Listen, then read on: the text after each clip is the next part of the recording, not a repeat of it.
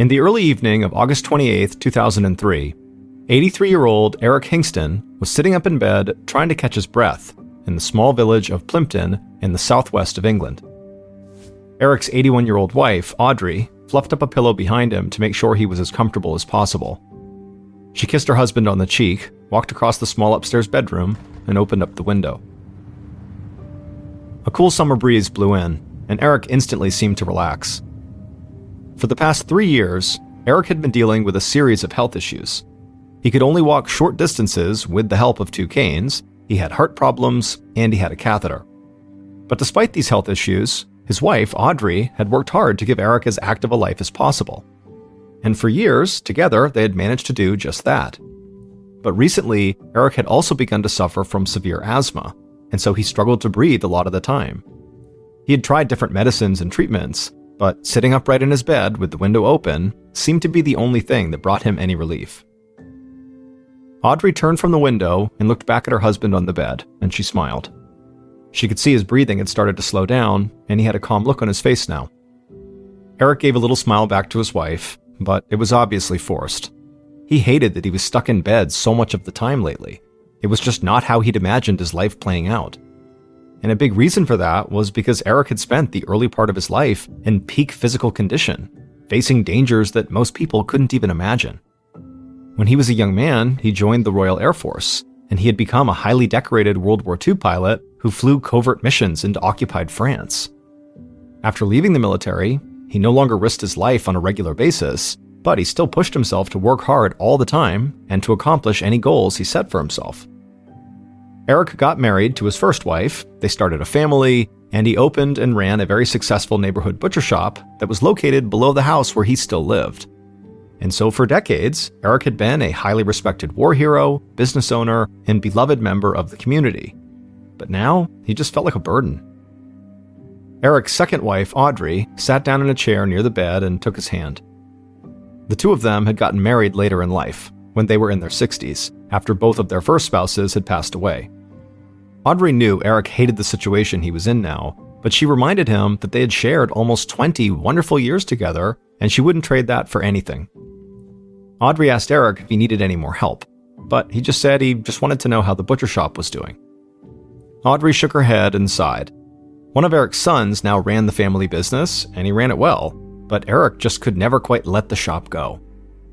Audrey told him she was sure everything was just fine, but she told him she would head down to look into the shop just to check in on things. And so she patted Eric's hand, stood up, walked out of the bedroom, and down a flight of old wooden stairs, and stepped outside of the house.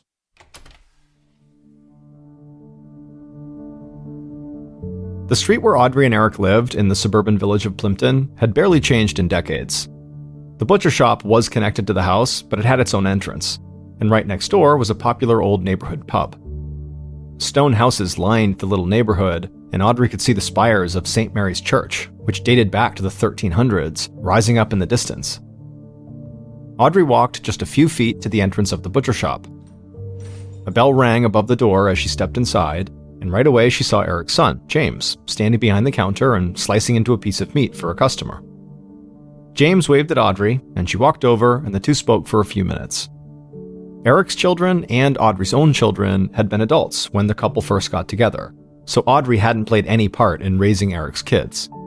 But she'd always gotten along well with all of them, and she was thankful that James had dedicated himself to keeping the family shop up and running.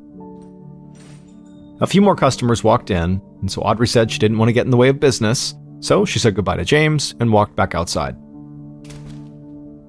She smiled at a pair of young men who were heading into the pub next door, and she could see the street starting to come to life as people got off from work and headed out for the evening. Audrey took a breath. She missed the days when she and Eric would duck into the pub for a pint and end up talking to their friends for hours, and she knew Eric missed that too. She walked back to the house and put on a smile. She didn't want Eric to see that she was feeling a bit sad about how their lives had changed since he'd gotten sick. Audrey walked upstairs to the bedroom and checked on her husband. He was still sitting up in bed, feeling the breeze on his face. He told her he felt like his breathing was much better, but he was feeling a bit tired, so he might just go to sleep. He asked Audrey to keep the light on, which she almost always did anyways, in case he needed to get up in the middle of the night. Then Eric gave his wife a kiss and closed his eyes. Audrey told him to sleep well. Then she walked to the bedroom door, but she stopped before she walked out. She could hear loud noises coming from the pub next door. She thought about closing the window to block the noise, but she knew Eric could sleep through loud sounds, and having the window open meant he got fresh air. So she left the window open, glanced back at her husband one more time, who was already falling asleep, and then she walked out of the room.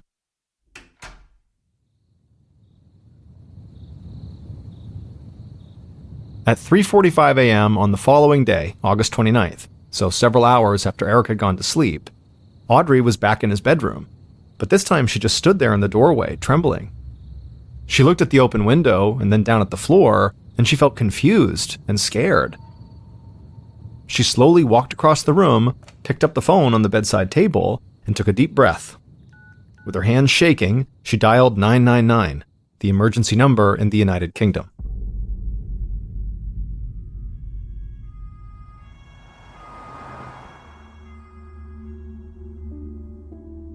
Minutes after Audrey's call, police and paramedics sped down the small village street towards Audrey and Eric's house, their sirens waking up people all around the quiet neighborhood.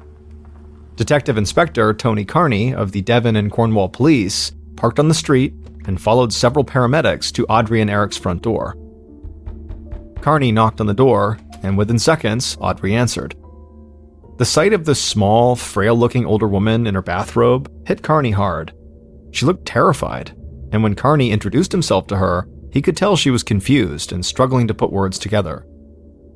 Carney made sure the paramedics could get inside the house and head upstairs to the bedroom, but Carney stayed at the door with Audrey. Carney's first thought was that this poor woman should not be here while the police searched her house. She should be somewhere else where she felt safe and calm. Carney also knew he was dealing with a crime scene here, and he didn't want Audrey to accidentally touch or move potential evidence. So he asked her if there were any family members she might be able to stay with while the police were inside of her home. Audrey looked up at him and slowly nodded. She said her son was a retired police inspector and he lived not too far away. Carney signaled for another officer to come to the door, and he arranged for him to drive Audrey to her son's house. Once Carney felt sure that Audrey would be looked after, he put on his gloves, stepped inside the home, and walked upstairs to the bedroom. And when he got up there, he felt like he'd stumbled into a TV crime drama or something, because on the floor of the bedroom, he saw all the paramedics gathered around Eric Hingston, who had clearly been dead when they got there. And Eric had been brutally stabbed in his collarbone. On several British TV shows, murders took place in small English villages every week. But in reality, murder cases in places like Plimpton were virtually unheard of. And specifically, the murder of an older man in his 80s like Eric was just really not something that ever happened anywhere near here. Carney glanced around the bedroom. All of the dresser drawers had been pulled open, and clothes covered most of the wooden floor. He looked over at the open window, and on the windowsill, he saw a black plastic bin liner, the British term for trash bag. He walked over to the window, looked in the bag, and saw several pieces of expensive jewelry inside. And something outside the window also caught his eye. Carney leaned out, and in the glow of a single outdoor light, he saw a metal ladder perched against the house just below the bedroom window. Just then, Carney heard someone calling his name. He leaned back inside from the window, turned, and saw a small team of forensics officers entering the bedroom. Carney asked the paramedics to clear out, and he gave the forensics team a few minutes to search the room without getting in their way.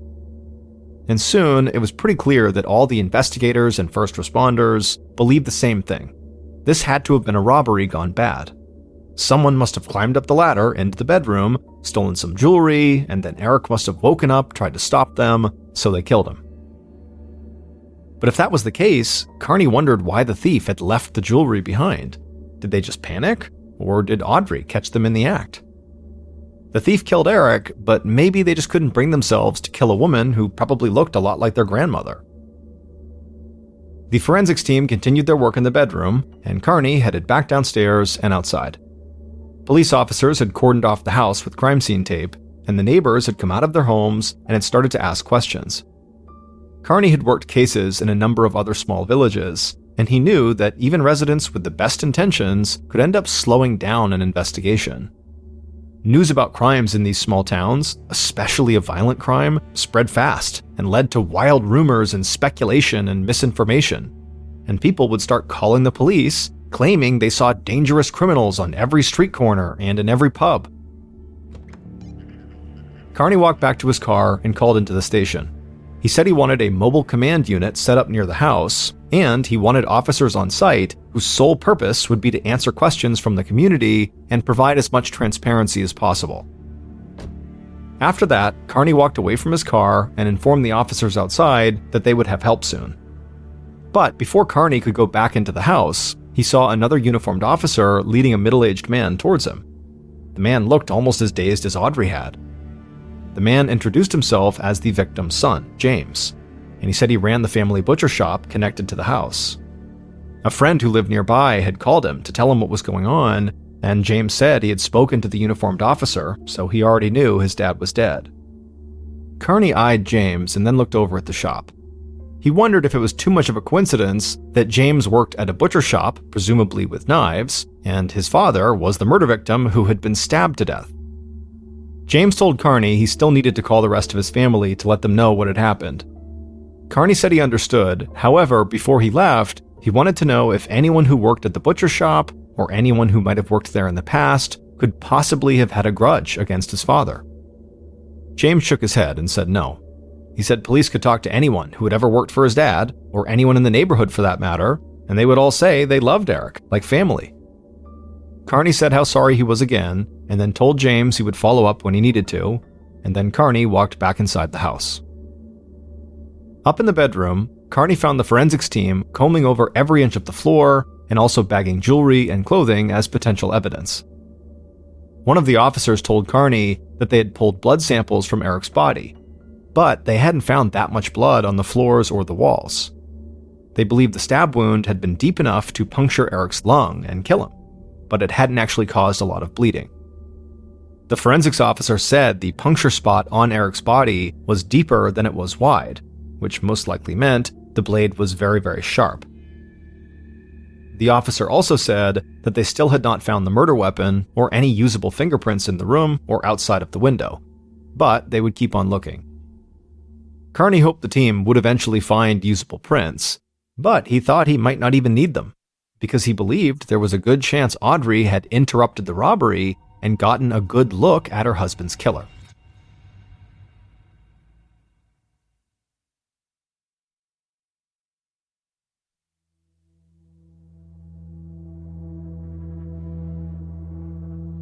On August 30th, so a day after the discovery of Eric's body, Carney and his partner, Neil Treby, knocked on the front door of a small house in a town not far from Plimpton. A man in his mid-50s answered. He told the investigators that he was Audrey's son, and that yes, he was a retired police detective sergeant. Carney and Treby felt lucky their potential main witness's son was a former cop. He could help them explain what was happening in the investigation to his mother, and also maybe make her feel safer and more comfortable when she was speaking to them. Audrey's son led them into the front room of the house, where Audrey was sitting on the couch. Somehow, she looked even smaller and more frail than the day before when Carney had met her. But Audrey smiled and politely asked if the officers wanted a cup of tea or coffee. They thanked her, but they said they were fine for now, and then Audrey's son sat down next to his mother, and the investigators sat in chairs across from them. Carney said how sorry he was for her loss. He knew this must all be frightening and confusing. Audrey nodded, but she said she would not let fear or confusion get in the way of helping the police. And then, without any prompting, she said she had seen the men who killed her husband in the bedroom. Carney leaned in and asked if he'd heard her right. There was more than one killer? Audrey nodded and said there were 2 young men. Treby quickly asked if she knew these men, or if she could at least give a clear description of them. Audrey turned and looked at her son, and he told her she should tell them everything she knew. Audrey turned back to the investigators. She told them she had been sleeping in the guest bedroom, and she said she usually did that because Eric liked to keep the window open and the light on at night, which made it difficult for her to fall asleep. And so the other night, or early in the morning, she had woken up when she heard noise coming from the main bedroom where Eric was sleeping. It sounded like someone was groaning and something banging against the wall. Audrey said she figured it was just Eric trying to fumble for his canes to try to stand up and get out of bed, and so she got up and walked down the hall. And at this point, Audrey sort of trailed off. She seemed like she couldn't go on with her story. The investigators didn't want to push her, but her son gently encouraged her to keep going. And at some point, Audrey did begin talking again. She said when she got to the bedroom, her husband was lying on the floor, bleeding, and there were these two young men standing over him. One was holding a knife, and the other was holding a plastic bag. She screamed, and when she did, they ran for the window, climbed out, and disappeared. However, the one that had been holding the bag dropped the bag on the way out. But Audrey said before they escaped, she did get a good look at them. She said she didn't know their names, but she definitely recognized them from the village, and they were really distinct looking. She said one was kind of short, maybe 5'8", and the other was at least 6'1", and he wore bright white pants and a deerstalker hat, just like the one Sherlock Holmes wore. Carney glanced over at his partner. He didn't say anything, but a killer wearing bright pants and also wearing a Sherlock Holmes-style hat seemed really bizarre, sort of like he was on some fictional TV crime drama. Carney asked Audrey if she wouldn't mind giving a detailed description of these two men to a police sketch artist.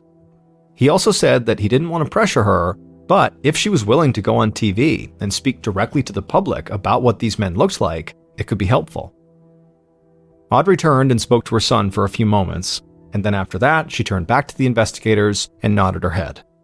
She agreed to do anything that would help get her justice for her husband and bring some closure for his kids.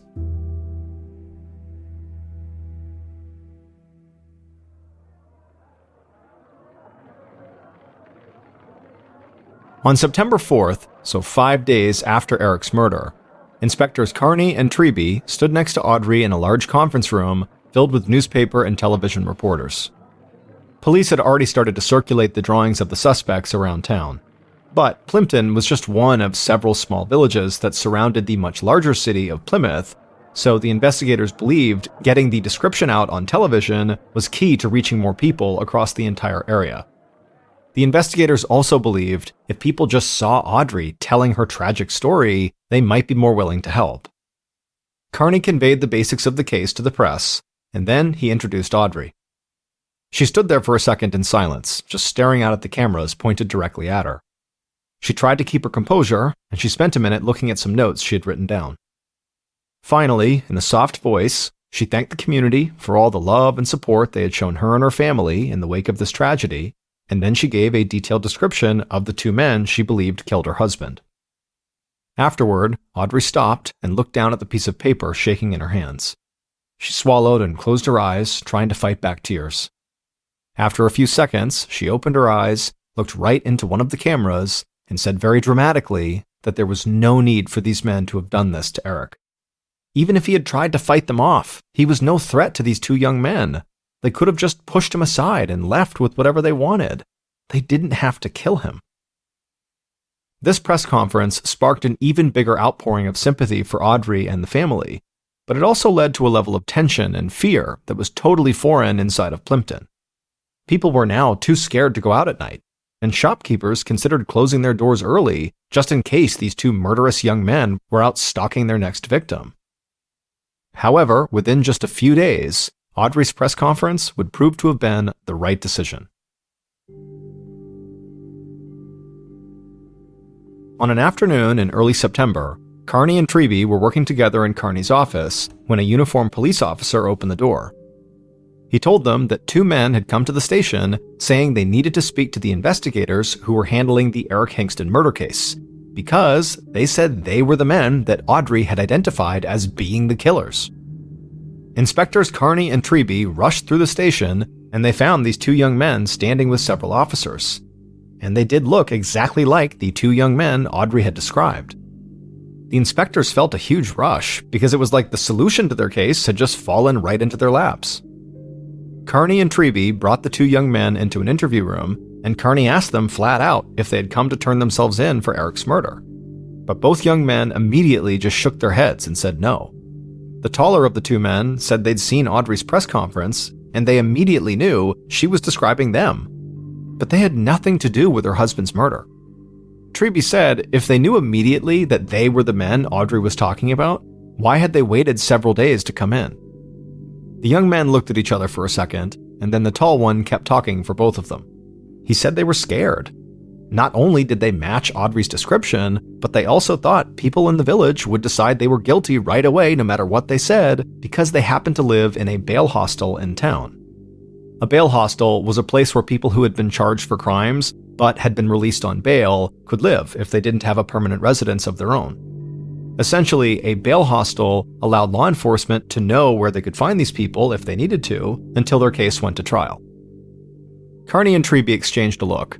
They knew these young men were right. A lot of people in the village would assume they were dangerous criminals and decide they were guilty of murder regardless of the truth. But this didn't change the fact that Audrey had clearly described both of them, so Carney wanted to know how they could explain that, if they were not the men Audrey had seen in Eric's room. The shorter of the two men finally spoke up. He said he didn't mean any disrespect, but the old woman might just be confused. They had seen her that day, but not in her house. Instead, they had seen her when they were walking into a nearby pub. The taller man then quickly joined in and said after going to that pub, they went back to the bail hostel and stayed in all night. And they said the inspectors could speak to the people in charge of the hostel because the hostel had strict curfews and kept track of when people left and came back. Carney and Treby got the details of this bail hostel, then excused themselves and left the interview room. And immediately, Carney called the hostel, and the person who answered was able to confirm that both of those men were at the hostel at the time of Eric's murder. And so any rush of adrenaline the inspectors had felt when these two men came to the station had now quickly disappeared. Now, there was a chance that these young men could have snuck out of the hostel and made their way to Eric and Audrey's without anybody noticing, but that was not the most likely scenario, especially considering that these two men had literally sought out the police. And if Audrey really had seen them at the pub that day, there was a chance that in her shock and confusion, she had just remembered these two guys when she was trying to picture the men who were inside of her house. Carney and Treby returned to the interview room. They let the two young men go, but made it clear they would follow up with the bail hostel, so the men should make sure not to leave the village anytime soon. But once the young men were gone, Carney and Treby admitted that if Audrey had confused these two guys with the actual killers, the investigation basically had nothing to go on. With two potential suspects off their list for the time being, Carney and Treby decided to head back to Eric and Audrey's neighborhood. At the mobile command center the police had set up near the house, the inspector spoke with shop owners, old family friends, and delivery drivers and paperboys who might have seen something while they were on their routes early in the morning when Eric was killed. But nobody seemed to have seen or heard anything unusual. And so with very little to go on, Carney and Treby couldn't help but keep coming back to the idea that their victim ran a butcher shop and he had been stabbed with what forensics officers believed was a very sharp blade, something that would be in a butcher shop. So maybe two men from the shop had broken into the house and killed Eric with a butcher knife. They most likely would have had easy access to the home, working so close. But when they spoke to Eric's son James and the few other people who worked at the shop, all of them appeared to have very strong alibis, so the inspectors could not directly tie any of them to the break-in or to Eric's murder.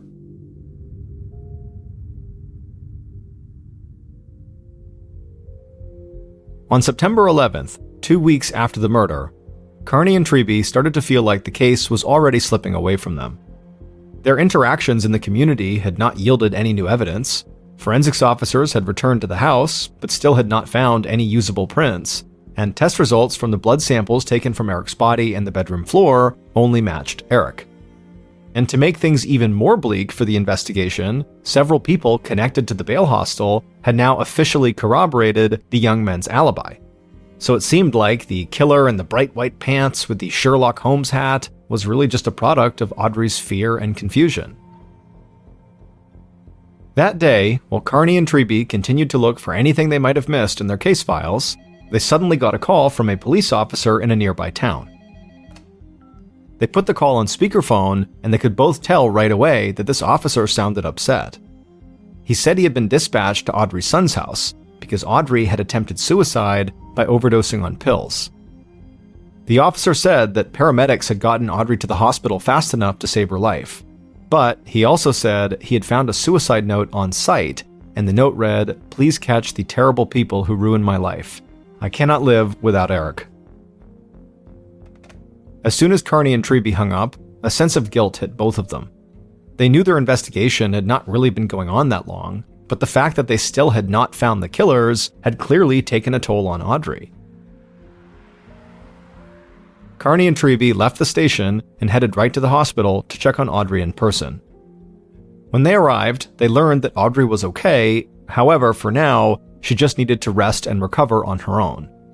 So, the inspectors, instead of speaking to Audrey, spoke briefly with a social worker who had met with Audrey when she was first brought into the hospital. And after this conversation, the inspectors decided they needed to start from scratch. There had to be something inside of Audrey and Eric's house that they and their team had simply missed, and they had to make sure they found it before anything like the suicide attempt happened again.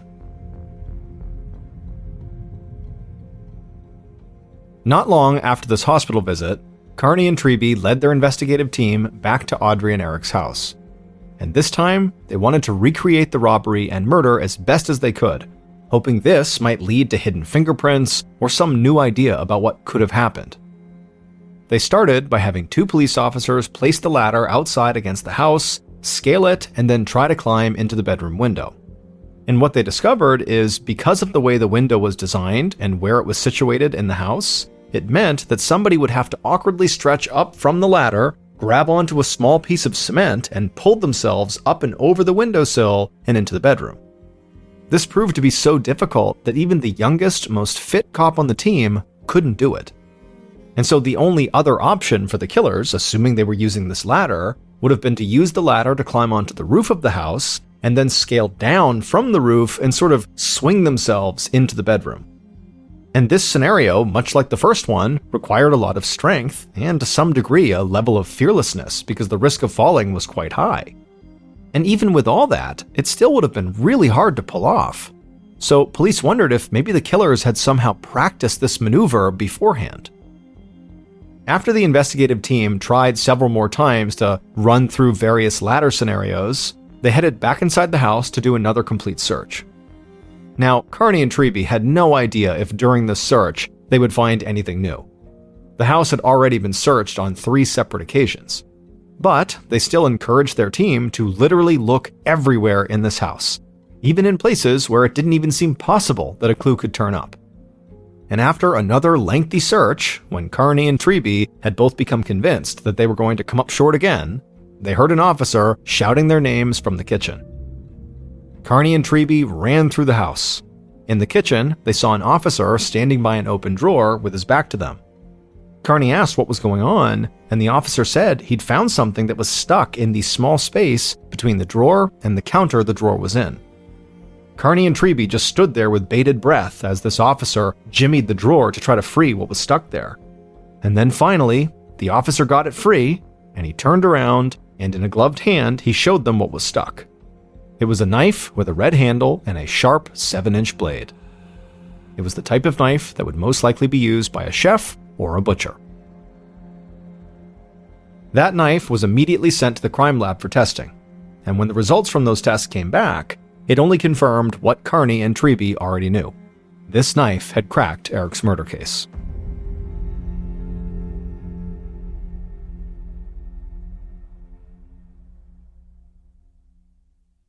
Based on test results from the crime lab, forensic evidence, and interviews conducted during the investigation, the following is a reconstruction of what police believe happened to Eric Hingston.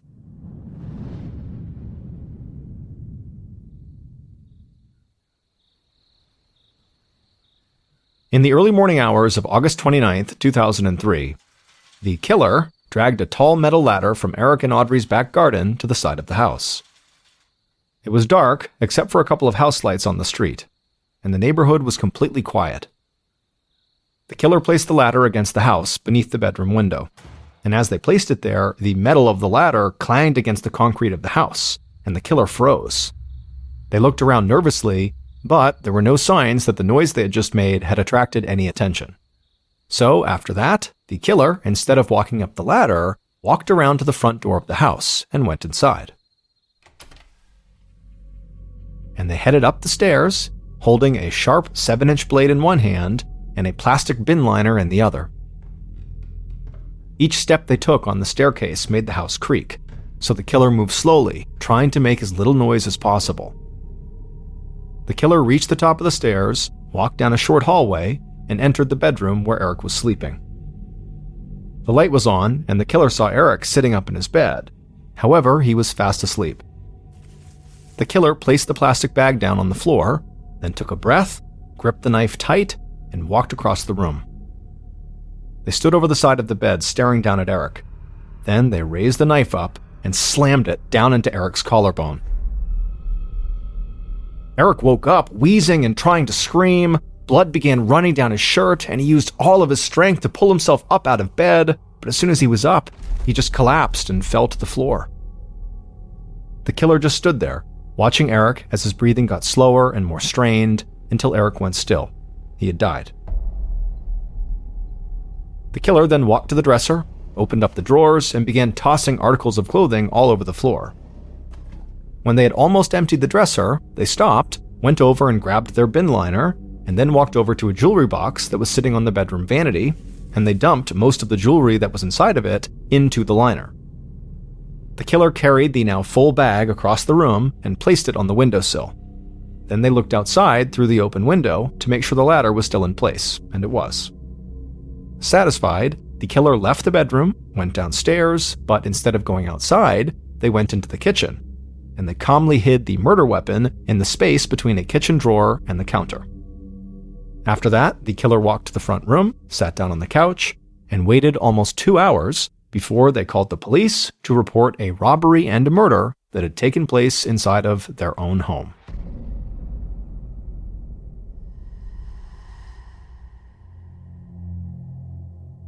"81-year-old Audrey Hingston had murdered her husband." It turned out that Audrey had grown tired of having to take care of Eric full-time. She missed her old life of going out, visiting the pub, and spending time with her friends.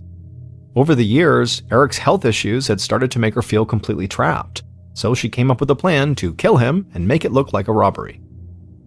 Audrey went as far as to pick the 2 young men she would pin the murder on. She often saw these 2 young men walking around the neighborhood and visiting the pub, then she knew they lived in the bail hostel, so she thought they would look guilty. But even after these suspects that Audrey identified came to police and provided strong alibis, Carney and Treby didn't turn their attention to Audrey and think she was guilty. Instead, they truly believed that Audrey had just been confused, and that she really had seen 2 young men robbing her house and killing her husband, just not these 2 young men. However, following Audrey's suicide attempt, the inspectors met with a social worker who'd been speaking to Audrey. And the social worker said it was so strange, but despite what Audrey's notes said about the reason she had attempted suicide was because of her grief over her husband's death, that this social worker's experience with Audrey had been that Audrey had almost no grief or sadness about her husband being dead. And so after hearing this, the inspectors did not immediately believe this 81-year-old woman was a murderer, but they thought she might not be telling them the whole truth about what had happened.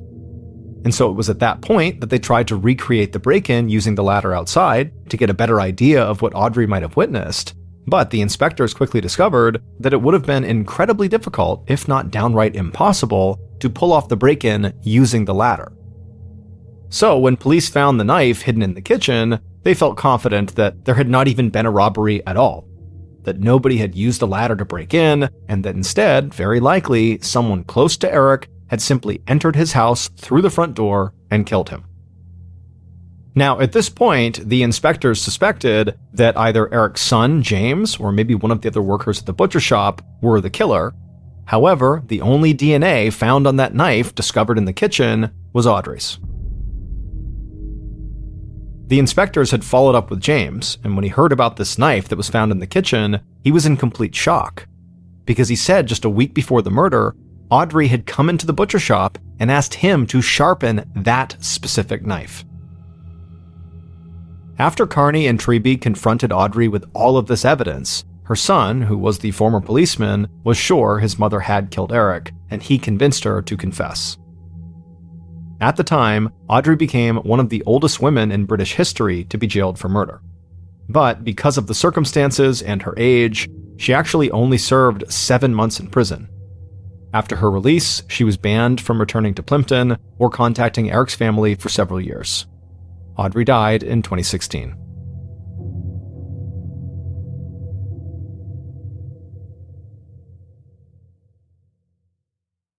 A quick note about our stories: they are all based on true events, but we sometimes use pseudonyms to protect the people involved, and some details are fictionalized for dramatic purposes.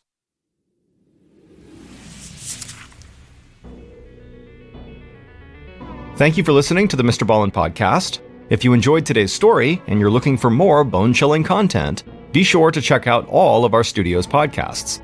This podcast, the Mr. Ballin podcast, and also Mr. Ballin's Medical Mysteries, Bedtime Stories, Wartime Stories, Run Fool, and Redacted. Just search for Ballin Studios wherever you get your podcasts to find all of these shows. To watch hundreds more stories just like the ones you heard today, head over to our YouTube channel, which is just called Mr. Ballin. So that's going to do it. I really appreciate your support. Until next time, see ya.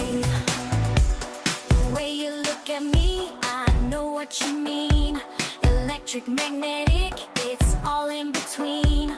Let's lose control, let it unfold. We've got nothing to lose, just take hold. You crave, I know you want it bad. Can't deny the rush we have.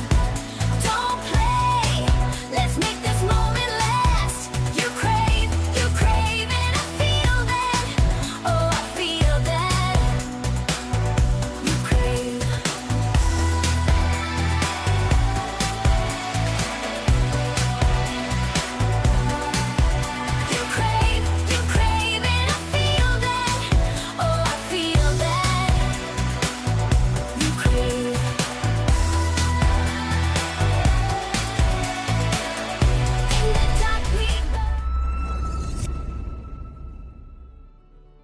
We've all been there. You're the host for the big summer barbecue, the guests are on their way, and you realize right at that moment as you're pulling it out of the oven that you've overcooked your zebra cornea souffle. With only minutes to spare, you leap head first out of your kitchen window, shattering the glass, cutting your body badly, and then you run into the nearby jungle and you tackle a wallaby and you knock a few teeth loose, you grab those teeth, you run back to your house, you die, you die.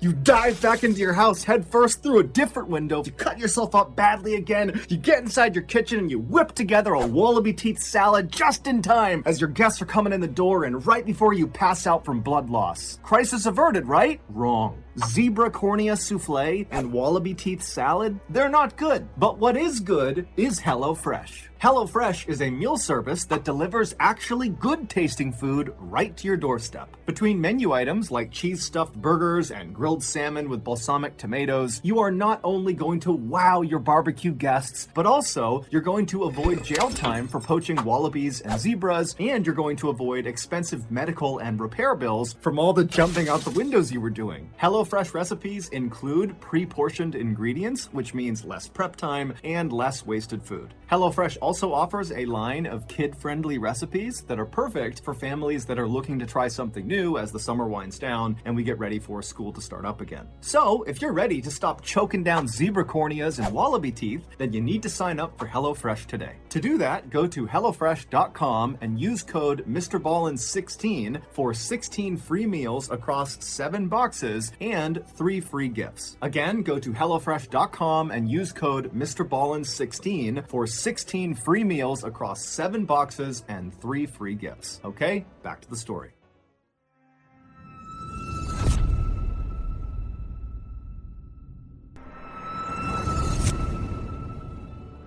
Hey everybody, if you've not heard by now, our flagship podcast, Mr. Ballin Podcast, Strange, Dark, and Mysterious Stories, that pretty much immediately rocketed to the top of the charts when we launched in 2022, and then quickly was scooped up by Amazon by the end of the same year. Yeah, that show, our top show, is now available everywhere. It is no longer just on Amazon Music, it's on all platforms, and it's free. Which means if you've not listened to this podcast since it went exclusive with Amazon Music back in November of 2022, then that means you have about 100 new stories that are only on the podcast that are only now being made available to everybody.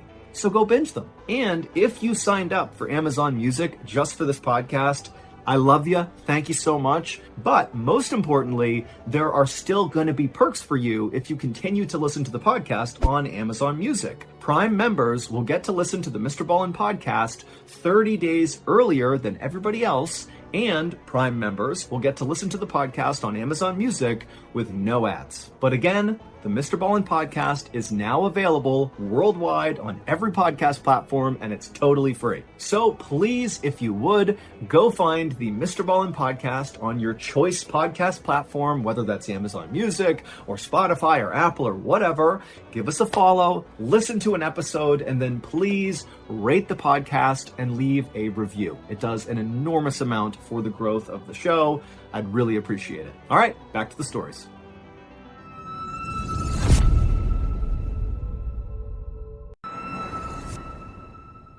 Before we go any further, I want to tell you about today's sponsor, Experian. Back when I was just a young buck in college, I was broke. And so naturally, I took out a credit card with a $5,000 limit and immediately maxed it out on buffalo chicken calzones and beer. Now, as soon as my card got declined, I didn't pay it off. Instead, I just took the card, tucked it back into my wallet, and forgot about it. But the bank did not forget about my $5,000 debt, and my failure to pay it back wrecked my FICO score. A FICO score is a type of credit score. Over the last 10 years, I've been able to rebuild my credit score, but it has been a slow and painful process. And so my suggestion to you is to avoid the unpaid beer and calzone credit trap and just closely monitor your credit score. And with Experian, you can do that for free. In addition to closely monitoring your credit score, they will also send you alerts anytime your credit changes. Experian also offers a dark web scan. If you've ever been the victim of a data breach, and you may not know if you have or not, your information potentially could live in the dark web. And that's a place where criminals could use it to commit fraud. And if that happens, it'll wreck your credit along with a bunch of other horrible things, unless you catch it and report it. And on that, if you do find inaccuracies on your credit report, you can easily submit disputes and track those disputes on Experian's online dispute center. It is time to take charge of your credit. Get Experian credit monitoring,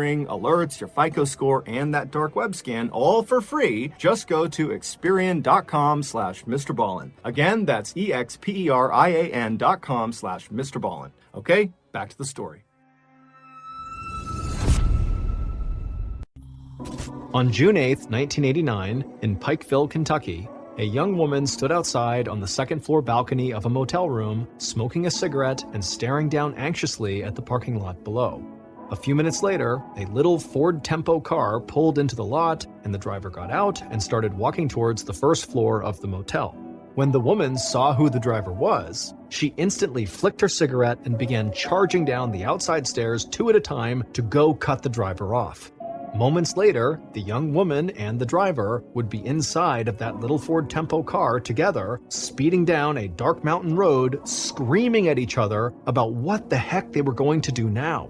What happened that night inside of that little car after the driver had finally pulled over on that dark road would be so rare and so terrible that the FBI would actually report that it literally, in its entire history, had never seen a case like this before.